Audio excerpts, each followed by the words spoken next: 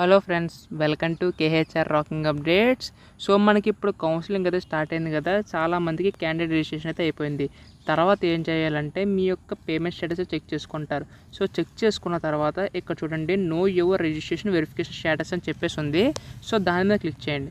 So click చేసిన తర్వాత ఏంటంటే మనకి ఈ విధంగా అయితే ఓపెన్ అవుతుంది. అక్కడ మీ యొక్క hall ticket number, date of birth entry submit చేయండి. సబ్మిట్ చేసిన తర్వాత చాలా మందికి ఒక మంచి కంపెనీలో హై పే టెక్ జాబ్ తెచ్చుకోవాలని ఉంటుంది. దానికోసం ఎలా ప్రిపేర్ అవ్వాలో తెలియదు.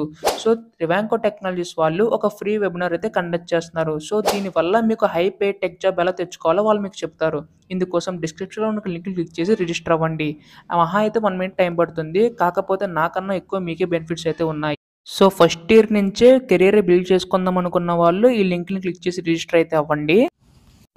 సో మీ ఎక్కడైతే ఈ విధంగా వస్తుంది, your application has been register successfully and application is under verification అని చెప్పేసి ఉంటుంది.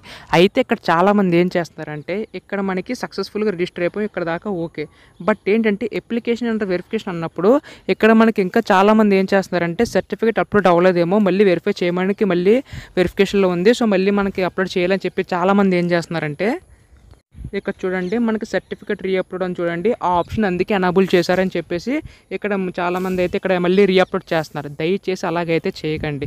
ఎందుకంటే మనకి ఇది కొంతమంది మాత్రమే చేయాలి, అందరూ చేయక్కర్లేదు. ఎందుకంటే మనకి ఎవరైతే సర్టిఫికేట్ సంబంధించి ఎవరికైతే ఇంకా సరిగ్గా రాలేదో అప్పుడు సర్టిఫికేట్ అప్లోడ్ చేయమని వాళ్ళ మెసేజ్ కానీ ఇక్కడ మనకి స్టేటస్లో కానీ వస్తుంది.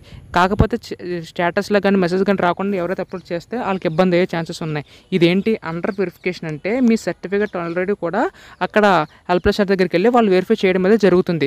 సో అందుకోసమే మనకు అక్కడ వెరిఫికేషన్ సంబంధించి అండర్లో ఉందని చెప్పేసి చెప్పడం అయితే జరిగింది. సో అందరూ కూడా అర్థం చేసుకుంటారని అనుకుంటున్నాను. సో ఎవరు కూడా మళ్ళీ అప్లోడ్ చేస్తారో చెప్పి చాలామంది కన్ఫ్యూజన్ పడుతున్నారు, చాలామంది కామెంట్స్ చేస్తున్నారు నాకు ఈ విధంగా వస్తుంది, సో మళ్ళీ అప్లోడ్ చేయాలని చెప్పేసి. దయచేసి అలాగైతే చేయకండి.